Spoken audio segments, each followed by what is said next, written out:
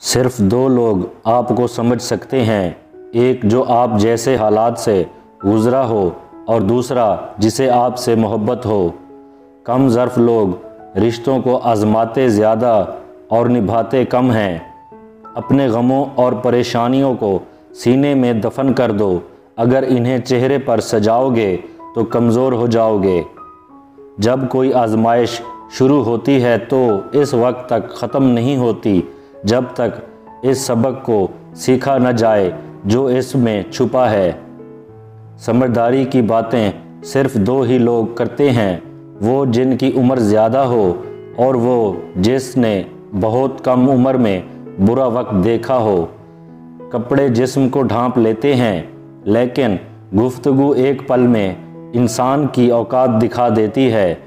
مخلوق سے اچھا تعلق ہمیشہ محفل میں اور ہنس کھیلی کر بیتا ہے، جبکہ خلق سے اچھا تعلق ہمیشہ تنہائی میں اور رو رو کے بیتا ہے۔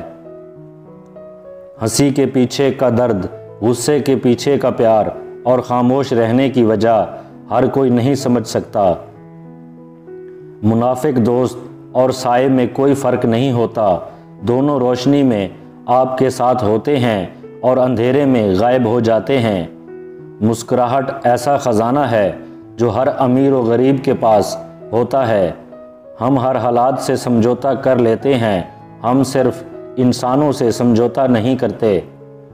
زندگی میں سب سے مشکل کام ان لوگوں کے ساتھ مخلص رہنا ہوتا ہے جن کے بارے میں آپ کو یقین ہوتا ہے کہ وہ آپ کے مخالفت میں ہر حد کراس کر جائیں گے۔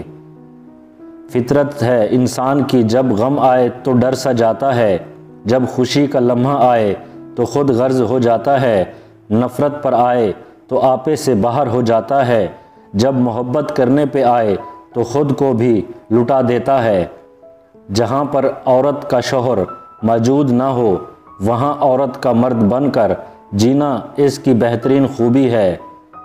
توڑنا نہیں، جوڑنا سیکھو، کیونکہ توڑنے والوں کی حویلیاں ویران اور جوڑنے والوں کی قبریں بھی آباد رہتی ہیں۔